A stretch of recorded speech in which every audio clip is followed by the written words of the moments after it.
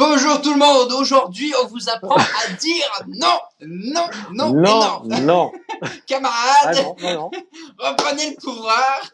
Aujourd'hui, on va voir avec vous, bonjour tout le monde, pourquoi en fait dire non, c'est hyper important. Donc on a mis l'appareil, on s'est mis en mode casquette Kibro.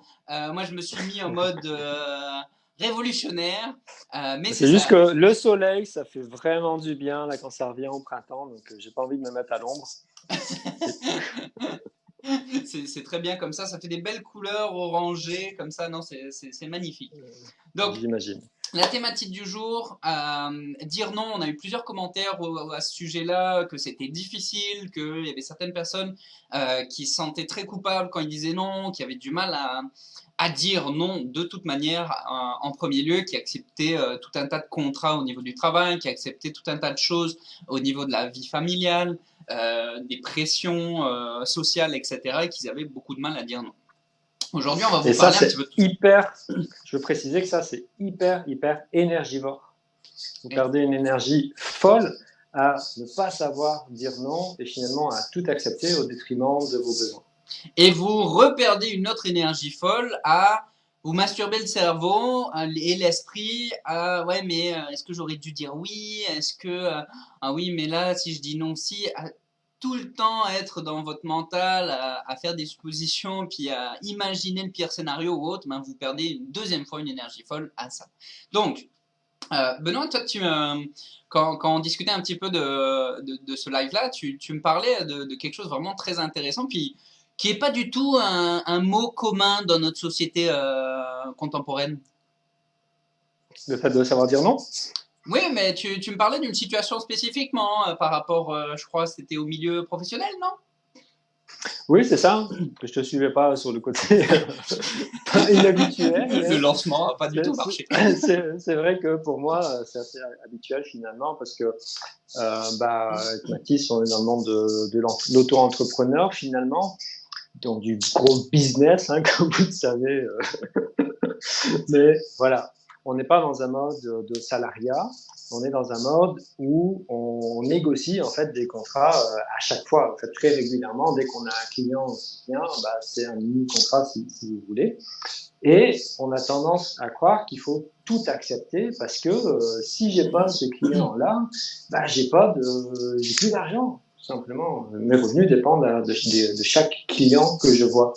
Et hier, je parlais avec quelqu'un qui est comme moi auto-entrepreneur, mais lui qui a vraiment une grosse responsabilité dans des gros business, qui travaille dans des grosses entreprises, à un poste que j'ai pas très bien compris c'était quoi, mais c'est important. Je suis pas du tout familier avec les membres de l'entreprise, ça n'a aucune importance.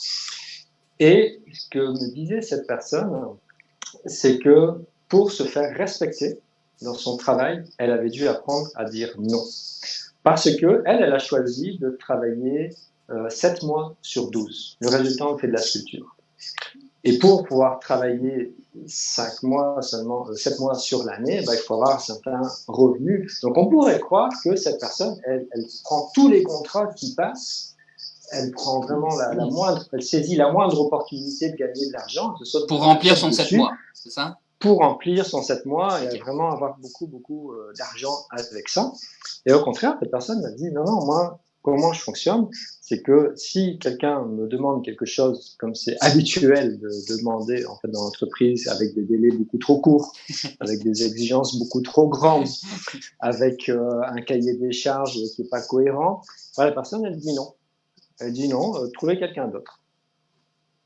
Et ça, c'est ce qui lui a permis de bâtir sa clientèle finalement, parce que quand dans le milieu professionnel, vous allez faire évidemment l'analogie dans votre vie à vous, vous êtes capable de dire non, ça fonctionne pas comme ça, c'est irréaliste votre demande, ou ça tout simplement, ça ne convient pas.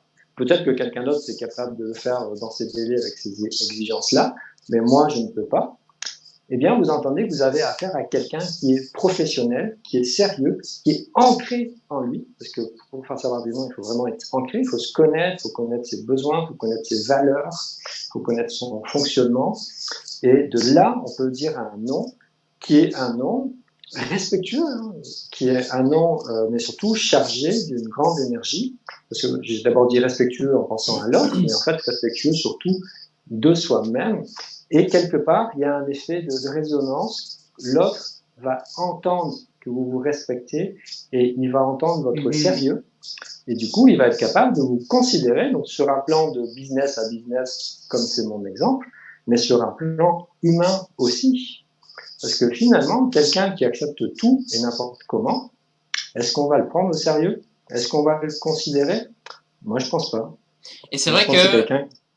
si je peux rebondir sur ce que tu es en train de dire, c'est vrai que moi, dans mes différents métiers, je sais que quand j'étais employé, quand j'étais responsable commercial, les fois où j'ai été à même de dire non aux demandes parfois farfelues un peu de mes supérieurs, les fois où j'ai été amené à être capable de dire non, suite à ça, j'ai vraiment eu comme des projets, où j'ai vraiment eu comme des super belles semaines, des super beaux projets qui sont comme développés, et avec un encadrement qui était beaucoup plus soigneux, qui était beaucoup plus respectueux de moi, ce que j'étais capable de donner. Et au final, en respectant ce que j'étais capable de donner comme ça, je donnais quelque chose qui était au final encore meilleur. Donc c'est intéressant de voir que le fait de dire non comme ça, là on parle beaucoup de la sphère professionnelle, mais de dire non comme ça dans l'aspect la sphère professionnelle, ça permet de au final donner encore quelque chose qui est meilleur de vous. Donc vraiment un très très intéressant comme exercice. Et quelque part, quand on dit non et qu'on est ancré en soi, c'est aussi parce qu'on est dans la justesse. Il ne s'agit pas de dire non si vous avez envie de dire oui, évidemment. Il ne s'agit pas de dire non si vous ne savez pas. Il s'agit simplement d'exprimer avec honnêteté la situation qui est la vôtre. Si vous dites oui, c'est oui. Si vous dites je ne sais pas, j'ai besoin d'attendre, j'ai besoin de vérifier quelque chose, c'est parce que c'est le cas, c'est parce que c'est réel. Si vous dites non, c'est parce que c'est non. C'est aussi simple que ça. Donc, cette clarté-là va évidemment se refléter dans votre élocution et c'est ça que va entendre la personne qui est en face de vous, que ce soit dans un enjeu relationnel ou professionnel, familial, etc. Ou même avec vous-même. Donc ça prend vraiment un temps d'arrêt de dire, ok, c'est quoi la situation exacte que je ressens? C'est quoi mon oui, mon non, mon peut-être? Est-ce que j'ai besoin d'un petit peu de temps? Est-ce que j'ai besoin d'un petit peu de retrait pour vraiment pouvoir dire ça? Et quand vous êtes dans la justesse avec vous-même, quand vous le dites, ça s'entend et vous êtes encore une fois très très fort avec ça. Exact. Donc moi, ce que je veux vous apporter, c'est vraiment une vision un petit peu en Occident. On a une vision, on a une perception des choses qui est très connotée par la religion. C'est un peu partout sur la planète. Puis nous, la religion qui a pas mal été prédominante en Europe, enfin en France, en tout cas au Québec, c'est le christianisme. Et ce qu'il faut bien comprendre à travers ça, c'est que le christianisme, ça apporte quoi comme valeur fondamentale? C'est vous savez la phrase de Dieu où il dit tenez, prenez, ceci est mon corps, ceci est mon sang, buvez, ceci est mon sang. Donc on a vraiment comme on part de cette idéologie entre guillemets où on prend quelque chose qui nous appartient, qui est à nous, d'accord, de mon corps, et on le donne à l'extérieur. Il faut d'abord aller vers le fait de donner sans attendre rien en retour, etc. Donc on est toujours en donner vers l'extérieur. Puis ça a énormément comme façonné notre imaginaire collectif, ça a façonné notre façon de penser, et du coup, on va beaucoup être, que ce soit dans le milieu familial ou avec les amis ou même au niveau professionnel ou autre, on va beaucoup donner en premier lieu, et puis après un certain temps, on va prendre ce qui nous reste pour nous, d'accord? Puis ça va pas dans la lignée de si jamais vous n'êtes pas capable de réaliser un projet, si jamais vous n'êtes pas capable de donner à l'autre ce qu'il attend de vous, que ce soit au niveau familial ou au niveau de vos amitiés, de vos relations, vous allez donner quelque chose qui est teinté d'une fausse vérité, qui est teinté d'un non-élan de votre part, qui est teinté d'une, je le fais quand même parce que je suis obligé de. Puis ben là, vous n'êtes pas dans l'intégrité, Mhm. vous êtes pas dans la vérité, vous n'êtes pas juste dans être vous-même. Donc vous n'allez pas donner une couleur, vous n'allez pas donner une énergie qui va être très agréable non plus à recevoir pour les autres. Donc Donc, tu ça, parles de tous ces gens qui veulent faire plaisir aux autres, qui en exact, voulant tellement faire plaisir aux autres, exact. ne prennent pas soin d'eux. Et c'est peut-être pour ça qu'on voit autant d'infirmières en burn-out ou des gens qui ont des profils d'infirmières qui sont en train de donner aux autres. Et finalement, si on regarde leurs problématiques de santé, etc., c'est toujours assez impressionnant. Exact, tout à fait. Puis, si je passe plus d'un côté entièrement laïque, si je vous donne un petit exemple, petite métaphore toute simple, c'est imaginez-vous un arbre. Vous êtes un arbre, là, donc avec le tronc ici bien solide, et ici vous avez différentes branches, ok?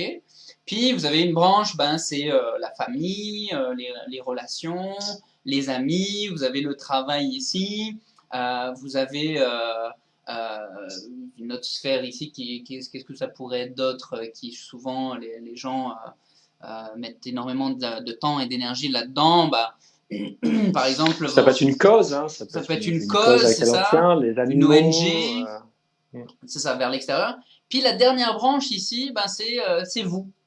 C'est vos plaisirs, c'est votre énergie, c'est vos moments à vous, votre routine, etc.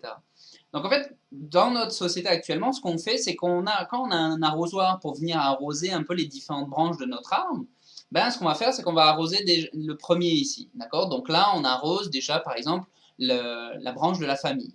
Donc on l'arrose, elle est bien nourrie, elle est bien faite. Hop, on va passer à la branche du monde de la sphère professionnelle, par exemple. On va bien l'arroser, on va bien lui donner de l'eau pour qu'elle s'épanouisse, etc. On va arriver à la sphère ici des amitiés. Déjà, il reste beaucoup moins d'eau, hein, parce qu'on a arrosé énormément au niveau famille et puis au niveau professionnel. Il reste déjà beaucoup moins d'eau pour la sphère des amis. Donc, mais on arrose quand même. Puis ensuite, on arrive à l'ONG, le projet dans lequel on s'est investi, la cause, etc. On arrose. Puis au final, on arrive au soi. Puis on finit par avoir qu'un très très faible montant d'eau, hein, un très faible volume d'eau qui nous reste pour arroser notre branche de soi, notre branche de notre temps, de nos passions, de nos moments de détente, etc., de nos routines. Puis au final, cette branche-là, elle se trouve un petit peu délaissée, c'est-à-dire qu'elle a moins d'eau. Donc du coup, elle va moins bien s'épanouir, elle va moins bien se développer que les autres branches. Puis parfois, elle finit même par faner, cette branche-là. Puis quand cette branche-là fane et qu'elle se casse la gueule, entre guillemets, bah du coup, elle entraîne toutes les autres. Et c'est toutes les sphères de ma vie qui commencent à aller moins bien. Donc, moi, ce que je vous invite à faire, c'est plutôt que de l'arroser en dernier, arrosez-la en premier. Et comme ça, vous aurez la force, l'énergie nécessaire, le soutien nécessaire pour venir faire en sorte que les autres branches se développent d'une manière durable et d'une manière aussi assez forte pour que Je crois voilà. que, Ouais, je crois qu'on n'insistera jamais assez, Mathis, sur le fait que vous êtes à la base de votre propre vie et exact. dans votre monde à vous, vous êtes la personne la plus importante. Vous ne pouvez pas aider les autres si vous ne vous aidez pas vous-même. Hein, il y a toujours l'exemple, on est dans l'avion, et puis si vous regardez les consignes de sécurité avant le décollage, on va vous expliquer que vous devez d'abord mettre votre masque en cas de crash, avant Avant de de mettre le mettre masque aux enfants, sur même aux celui de enfants. votre enfant. Ouais, Donc, vous ne pouvez pas prendre soin de vos enfants si vous ne prenez pas soin de vous-même. Alors, on sait que dans le cas concret, pratique, c'est difficile parce qu'on prend forcément sur nous-mêmes. Évidemment, l'exemple des enfants, c'est un exemple typique. Ceci dit, il y a une juste mesure là-dedans. On peut dépasser ses limites par moment, on peut prendre soin un petit peu trop des autres par moment, quand c'est exceptionnel, et quand on est capable de recharger suffisamment sa propre énergie de manière durable pour pouvoir avoir une force, une base suffisante, que nos racines à nous soient bien nourries, comme l'a montré Mathis, et ensuite faire fleurir, comme ça, des fleurs qui appartiennent au monde voilà, des causes extérieures, de la famille, etc.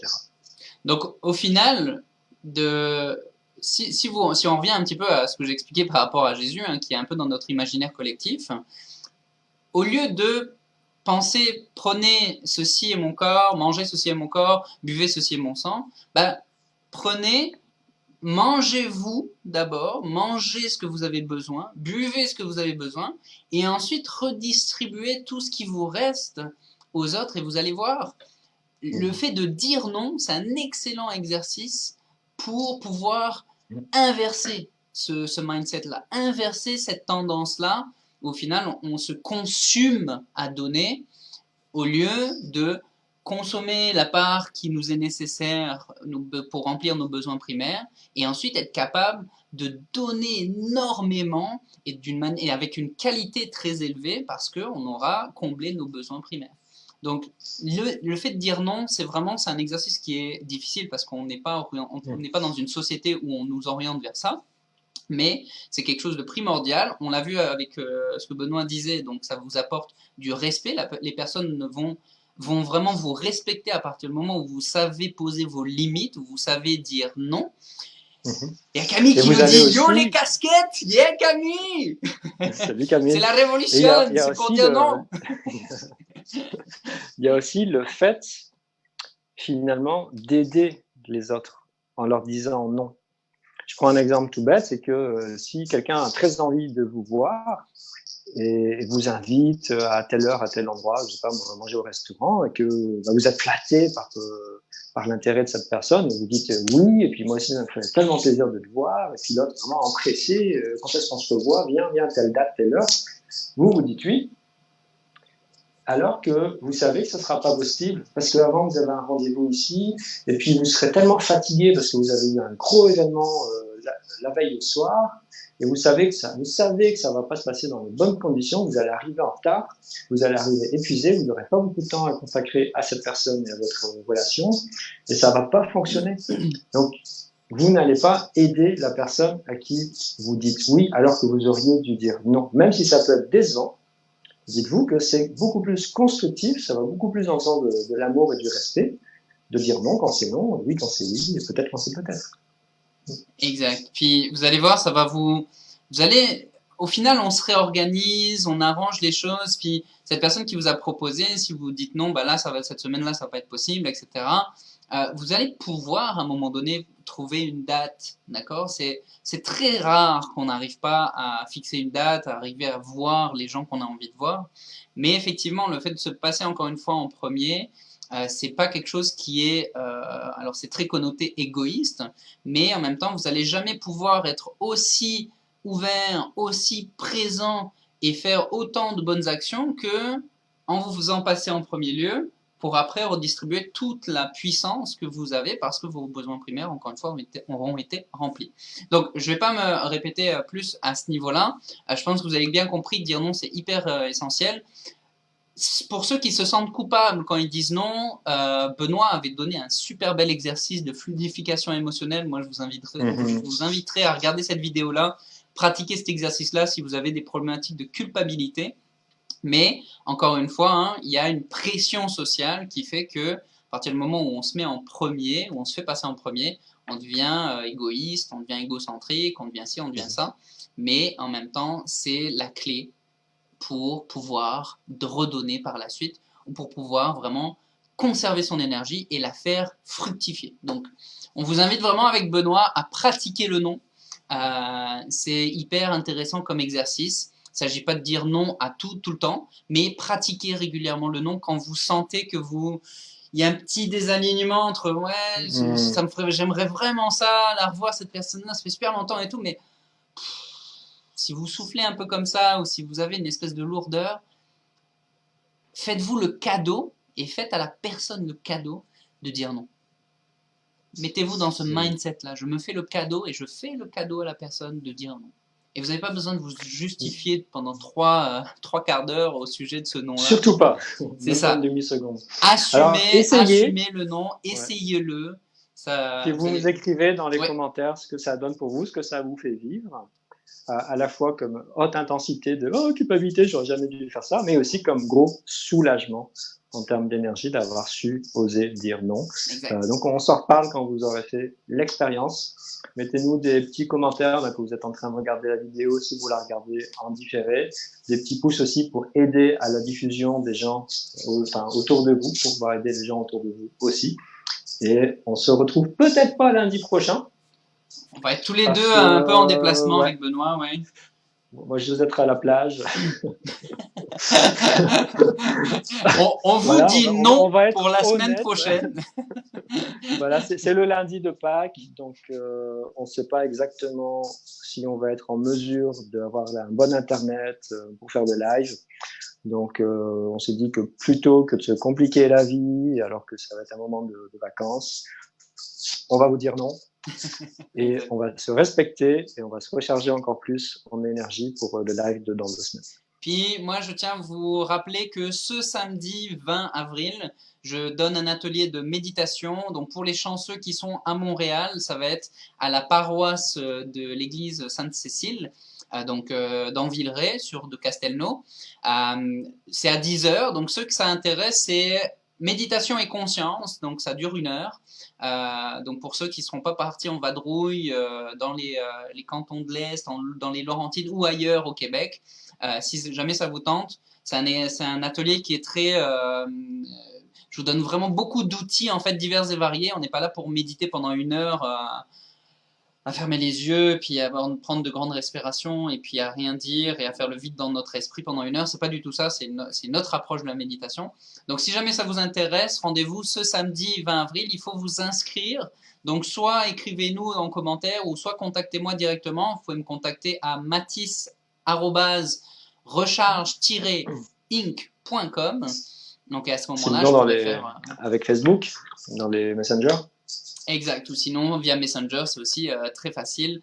Je vous répondrai assez rapidement. Donc, merci tout le monde d'avoir été là. J'espère que ça vous aide. Merci. Surtout, ce qui est super important, c'est pratiquer et puis donnez-nous vos feedbacks. Vous allez voir, c'est comme ça qu'on peut vraiment interagir au mieux et qu'on peut vous suivre et qu'on peut aussi vous donner des conseils et des orientations, des directions plus claires à votre cas spécifique. Donc, merci tout le monde. Une très belle À fin la de journée. prochaine. Et Oui, à merci dans à deux vous. semaines. Ciao. Ciao